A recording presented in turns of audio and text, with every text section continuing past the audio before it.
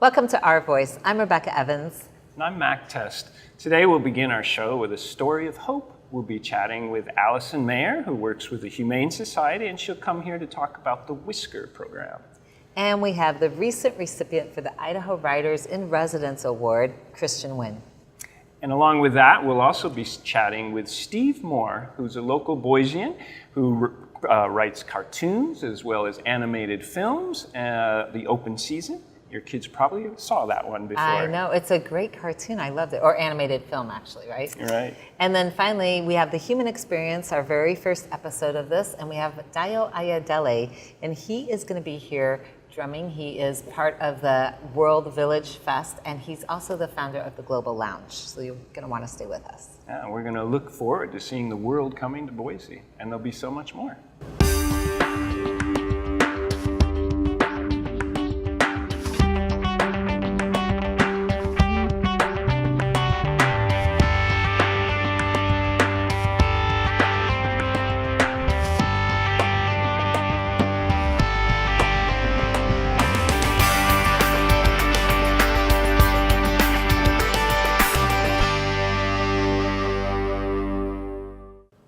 Well, here we are at the Grove Hotel, a wonderful place with a lot of amenities as well as some local icons.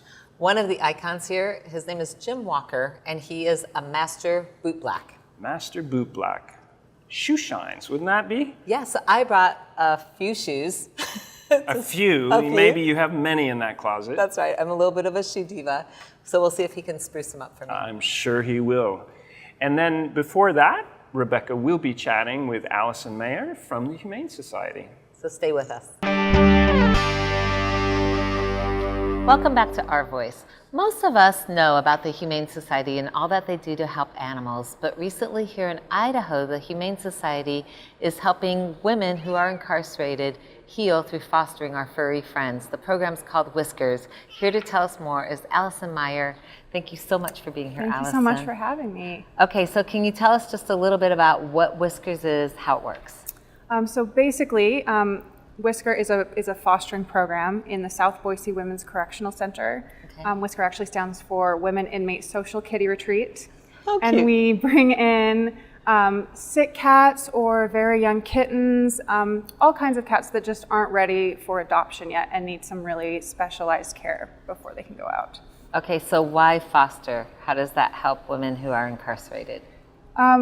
Well, a foster program in a prison is really like a textbook definition of a win-win situation. Like, what we always need more of at the Humane Society are people with the time and energy and training to give really individualized care to animals with special needs. And prisons are always looking for ways to teach inmates responsibility and new skills and kind of give them a sense of what it's like to give back to the community. Right. So, and to care for something bigger than themselves, Exactly. something outside of themselves, so they get a little bit stretched from that centeredness. Yeah, definitely. So it's a Marriage. perfect match. Yeah. Well, and for a lot, oh, he's supposed to sleep.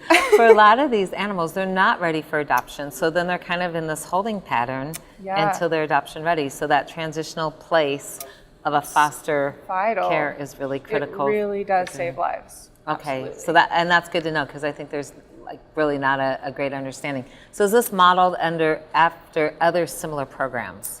Well, we've had a relationship with the Idaho Department of Correction for a number of years now.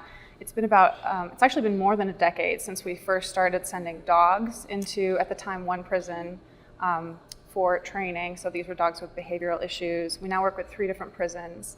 And So that wasn't foster care, this was That specifically was training. Okay. And that's been incredibly successful. And there are a lot of other programs like that across the country, but cat fostering in prisons, it still seems to be pretty new territory. When we were starting out, there weren't a lot of other examples in other areas. So this is new, not just to Idaho, but across the board. Yeah. And then the program, it's called Whiskers. So what does Yes. Whisker stand for? It's Women Inmate Social Kitty Retreat. And we basically send a whole range of cats. A lot of them have upper respiratory infections and just need a little bit of extra care and attention. And then we've also been sending a lot of very young kittens that just are not old enough for adoption yet. So what's been the success rate, or do you have a measurement stick yet? So we started at the very end of January with So just it's a new. couple rooms. We've been slowly sort of building, adding more inmates to the program. And so far, more than 120 cats have gone through the program, and almost all of them have been adopted by now. Oh, wow. So that's really a huge. great statistic, yeah. It's been huge for us. It really has Right. been. And we don't know the stats on the other side of the coin yet, as far as what type of responses we're getting from the women that have been involved, right? Well, we've definitely heard a lot, even very early on. We were hearing from the prison that a lot of the inmates had been going to the medical center for depression and anxiety before the cats came. And as soon as the cats came out, those numbers dropped pretty significantly. Well, they say pets change, they do. change you. They change everything. Something to care for really does change Exactly. your perspective of the world. And they do say if you are feeling depressed, one of the things you could do is find a way to give back. Definitely. So this is a way. So how can our community give back and get involved with Whiskers, with Idaho Humane Society? So there's all kinds of ways to help out. If they're interested in fostering themselves, we always need more foster homes. And they can pick specific if they want to foster a dog or a cat. Do you have other animals besides dogs and cats? We see everything. We do see a lot of rabbits also. Rabbits, okay. But I would say that definitely dogs and cats are our biggest need. Okay. If someone's not interested in bottle feeding baby kittens around the clock, which is a lot of hard work, they could also just help with shy dog. A lot of dogs just kind of need some time away from a shelter environment to really come out of their shell. Okay. So there's so many ways to help with fostering. Okay, so and with fostering specifically, how long of a period of time is that commitment on an average, would you say? Oh gosh, it depends ranges. on the animal? It definitely ranges. So if it's a cat with an upper respiratory infection, it's only a couple weeks. Kittens, depending on how young they are, it can be a couple weeks or a month. Every once in a while, there'll be kind of a harder dog case, and they'll spend like half a year in a foster home. But it's really up to the individual what they are willing to do and what their time commitment is. Okay, so they can pick and choose Yes. too, Oh, based yeah, on their time definitely. commitment. So you're not trapped with, Yes, okay, you have to yeah. do something for 6 months. If you have time in the summer, you have 3 months Oh, off. yeah, It's a definitely. great time to help out. And it's a can busy people time. make donations as Yes, well? definitely. You can definitely donate. IdahoHumaneSociety.org. There's a donate tab. You can donate online. Awesome, okay. Yep. And resources, if they have resources as well? Definitely. And we also have an Amazon wish list you can find online for Whiskers specifically. So that's you can find great. that on Amazon, and it's all things for the cats. So that's Okay. another great way to help. Thank you so much. Thank And you so much. Sheeta's falling asleep. I think the cat, we bored him. Are you so bored? Awesome. Okay, thank you. Well, Thank you so much. coming up next, we have Dr. Mac Test, and he is interviewing full-length feature animated cartoonist Steve Moore. Stay with us. Hi, if you've seen any animated films lately, you certainly can appreciate the artistry and technique that goes into films. And here to share his journey from journalism to animated film creation is Steve Moore. He's the creator of Open Season. He's also a syndicated cartoonist in The Bleacher, if you read the sports pages. So Steve, welcome to Our Voice. Thanks, Mac. Good to see you. Yeah, it's great to see you here. So, this travel from journalism to doing open season, film animation, cartoon work. Tell me, how did you begin drawing in the first place? Well, drawing in its earliest primitive form was grade school. Grade school, all right. So I hate math. So when I was in math class, I needed some time to kill while I was flunking it.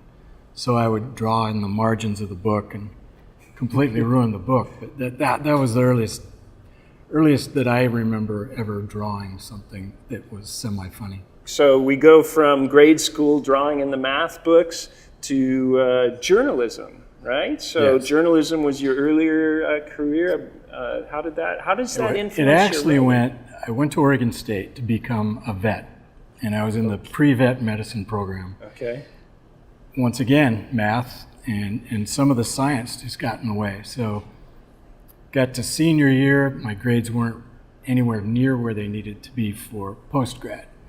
So I punted, and I went like, okay, journalism.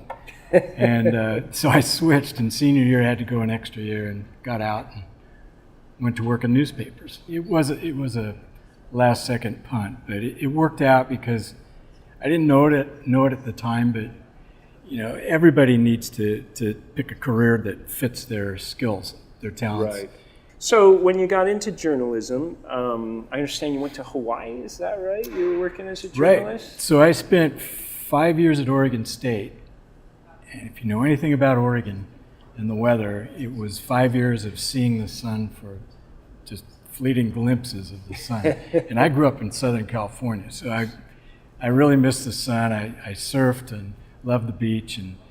And so I took a professor's advice. He said, for your first job, you're not going to make any money. So pick somewhere you really want to live and Great work advice. there. Yeah, so I did that. I pestered the editor at the Maui News for about 9 months, and finally she hired me just to quit getting my stupid letters in the mail. So I spent almost 6 years on Maui. Wow, 6 Yeah, years. So 6 years. I also know, in addition to film animation, you're also doing illustrated children's books. Right. How has your experience in Maui as a journalist influenced perhaps your illustrated books, your films? Well, it's been kind of a crazy chart, but everything relates somehow. Okay. It's been a pretty smooth segue. So, journalism was writing. Right. To me, it was kind of a problem because they want it to be factual, Right. and I didn't. That was no fun making sure everything was correct and not just made up. Right. So I really I went from the Maui News to the Los Angeles Times, which was a huge jump. It was going from a little zit in the middle of the Pacific to the Los Angeles Times. Right. And right about that same time, I started the cartoon. So I got the cartoon into syndication, got the job at the LA Times, and then that went on, those two jobs for a few years, and the cartoon kind of took off. So financially, I reached a point where I could, if I wanted to, quit the Times and just go off. But at the same time, I've had always had an itch to get into entertainment. I resigned from the LA Times, kept doing my cartoon, and then got an agent. I told her, I said, I really want to write for animated TV series. I had no ambition to be in doing movie animation. Okay. So I started doing that. I wrote for shows like Animaniacs and what was the other one? Casper the Ghost? The new Casper, Adventures of Casper. Okay. And then I was looking at that and I was going, why am I working for other people? So I created my own show. And what ended up happening is it did get made, but it didn't air in the U.S. So it actually went overseas to the BBC. It was on BBC and ZDF in Germany. Well, thank you, Steve, Okay. for talking with us today. And coming up next, Rebecca will be interviewing the Idaho Writers in Residence Award winner, Christian Winn. So stay with us. Writers, like many artists, leave a significant imprint. Words have power. They have impact. And in our community, we have a writer who has recently won the Idaho Writer in Residence Award, Christian Winn. And one of the things about Christian that I love is his ability to encourage writers at all levels. And I'm so excited and honored to have him here on the show. Christian, thanks for being here. It's great to be here. This is awesome. Thank you. Yeah, so I wanted to just start off asking you, did you always know you wanted to be a writer? Were you always a writer? Partially. I guess when I was a pretty outdoorsy, kind of like sports-oriented kid. Not really a bookworm so much, but I definitely, from an early age, did start writing some poetry. I think poetry was probably the first Define early genre. age. I mean, I guess second, third grade. Okay. And I had a poem that was published in the local paper in California, where I grew up in the Bay Area. That I think one of my teachers or my mom put up, sort of gave them, but I had actually forgotten about it for years. And then my mom was like, "Remember that poem that you published in the newspaper?" And then my junior high, sort of literary magazine at Jordan Junior High in Palo Alto published some of my stuff. But by the time I turned, I guess 20, 21, 22, sort of fell in love with the beats and with, sort of the expats in Paris in the 20s and sort of the Hemingway Fitzgerald sort of romantic, notion of being a writer. So there are so many levels, I think, of being a writer, because there's a point when you finally consider yourself a writer. What is that Sometimes point I just for you? don't still. It's like, it's very, it's sort of like you're a fraud. You feel like it all the time. Right. By this point, at 48 years old, I've been doing this quite a long Winning time. some pretty significant awards, having a published book, you finally can call yourself a writer. Yes, I mean, I think, yes. So and you're a teacher. I mean, I think one of the greatest gifts you instruct over at Boise State University is your approach, your method is really one of encouragement. And in the writing community, that's really not always the case. It can be pretty cutthroat and a harsh community to survive in just from feedback alone. But you take a different approach. Why is that? It's a combination. I mean, I try to be, critical in a way that will improve, the writing, but also encouraging in a way that it won't kill the, the desire. And that if you're really overcritical, I feel like you can really, like I said, kill that sort of desire in people, and that they won't write again. That I person think is you like pat you on the back. nourish writers. I mean, I think it's good feedback. But from what I've seen, there's a balancing act, but you really nourish and nurture writers to become better. I agree, and actually, just to kind of piggyback on that a little bit. Many Idaho folks know Anthony Doerr, who's won the Pulitzer Prize, and he was a professor of mine as a grad student when his first book was published. And and if you've ever met him, he's a very nice man and just like encouraging, but so smartly encouraging. And so I think that he was an early influence that way too. That was somebody I definitely took some, used as a model as I worked into my own teaching gigs. So.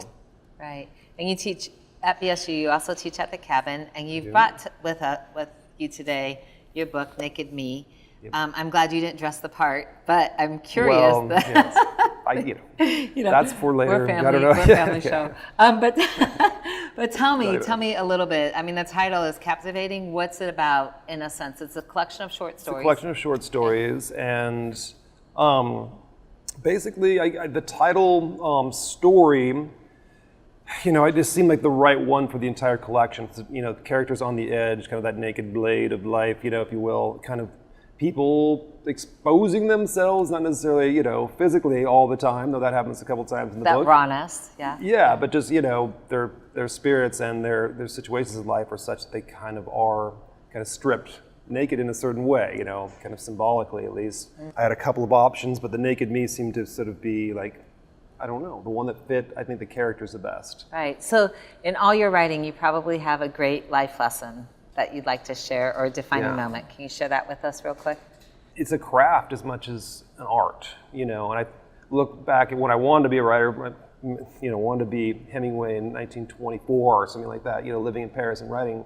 So it's kind of a collective lesson. I had other great professors at the undergrad level in Seattle, and actually like a residence advisor who was a writer and took a couple of my stories. He really just took them to task. He not in a cruel way, but he was like, you can cut this and cut this and cut this. And so that idea of like working your language. So, yeah. Thank you so much. And thank you. Congratulations on your recent award. Yeah, I mean, that's awesome. And thank you for all you contribute to the writing community, sharing your great. passion. It's been really great. Thanks so much. Coming up next, we have our first guest on The Human Experience, Dayo Ayodele. Stay with us. The concept behind The Human Experience is to use musical heritage and stories to demonstrate who we truly are. Let's take a look. I take music like, even when I'm doing stuff like doing shows or playing whatever, to me, I look at that as a temple. Really, and I just think that the whole everybody there, like when I'm playing, I'm feeling what I'm playing. I'm giving it out to people, and usually I'm hoping that they're able to receive it as well and give it back to me.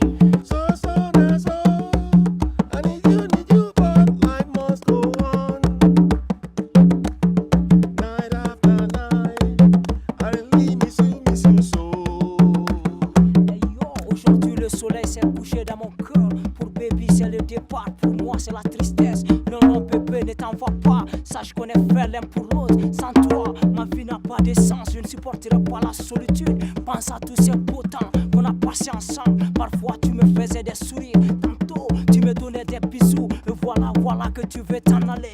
Non, bébé, reviens à moi, bébé, je t'aime, bébé, je t'aime. What am I supposed to do? Life is so hard.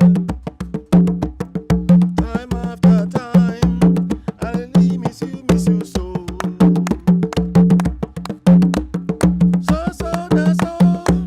What am I supposed to do? Life is so hard. Time after time, I really miss you so. Voilà qu'elle est partie. Je n'arrive plus à manger. Mes nuits sont toutes blanches. Bébé, je te vois dans mes rêves. Je te sens dans mes pensées. Baby, au moment où tu reçois ce message, sache que mon cœur bat pour toi. Baby, quand tu reçois ce message, sache que je pense à toi. Baby, au moment où tu reçois ce message, songe à ton retour. Je ferai de toi la reine des reines, la star des stars. Baby, je t'offrirai le cadeau du ciel. Ainsi, les négatifs auront honte. Baby, les fleurs parfumeront notre amour retrouvé. Baby, je te promets, reviens à moi, baby. Don't go my sweet baby, I love you so. Day after day, I really. Our guest this week for the Human Experience truly demonstrates Boise's vibrant multinational community. He's also been an integral component for the World Village Fest, and he is the executive director for the Global Lounge.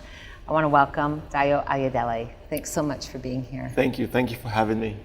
First of all, thank you so much for sharing your talent. You are just so gifted in drumming, and you're bringing together world artists, world musicians. So tell me a little bit about the World Village Fest, just to start with.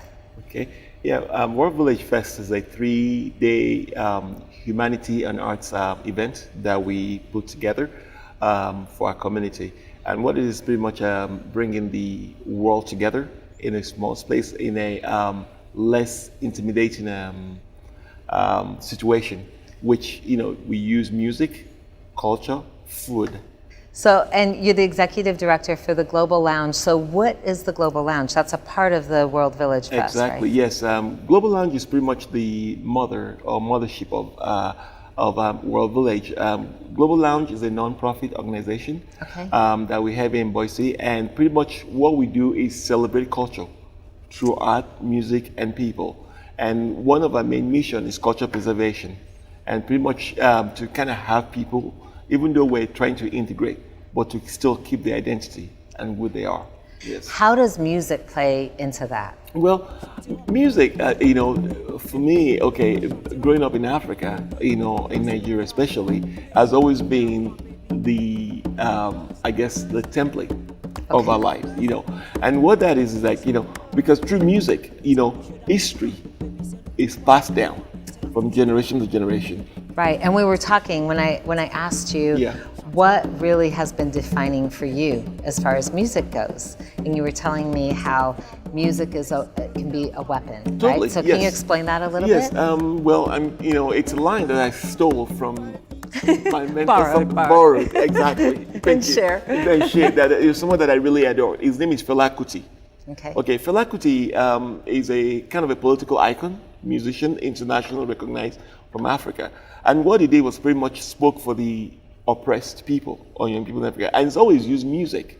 Okay. And he calls music as a weapon, that if you're a player of instrument or you're given the gift of music and you don't use it, then you don't deserve to have it. Wow. And the way that works in that way is like music tends to kind of put spotlights on the goods and bad of the culture, of the society. Yeah, so it brings attention. Exactly. And can create awareness, so it can bring good attention to things that really matter. That really matters, yes. And it's also the only medium that covers, pretty much that kind of transcends or, any kind of barrier, or as far as like culture or anything that defines political us, barriers, religion, anything. Borders. Exactly, but borders. that's the only medium that's borderless. I always call it. Right, that's You know, great. yes. So if people want to get involved, I know the Global Lounge, you have opportunities for the community to get Yes. more involved with that. How Yes. can they get involved? Well, Global Lounge, we have a website, and Okay. it's pretty much globallounge.org. Okay. So where you can go if you want to volunteer or you want to donate. And it's part of our mission to actually open a cultural center in Boise. Nice. So which is a goal that we're trying to, so we need support for that as well.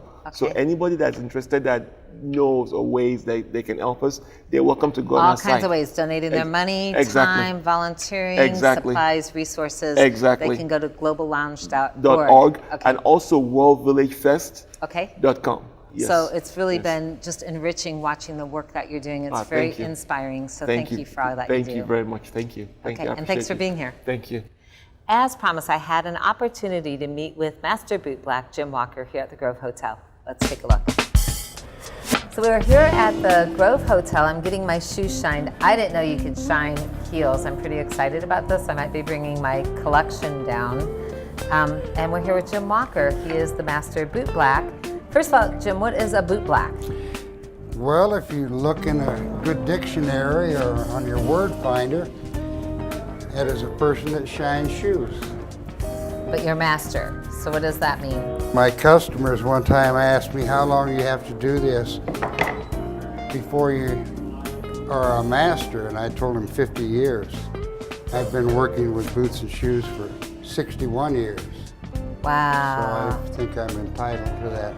So I'm sure it's unusual polishing my shoes. What's the most unusual shoe you've ever polished?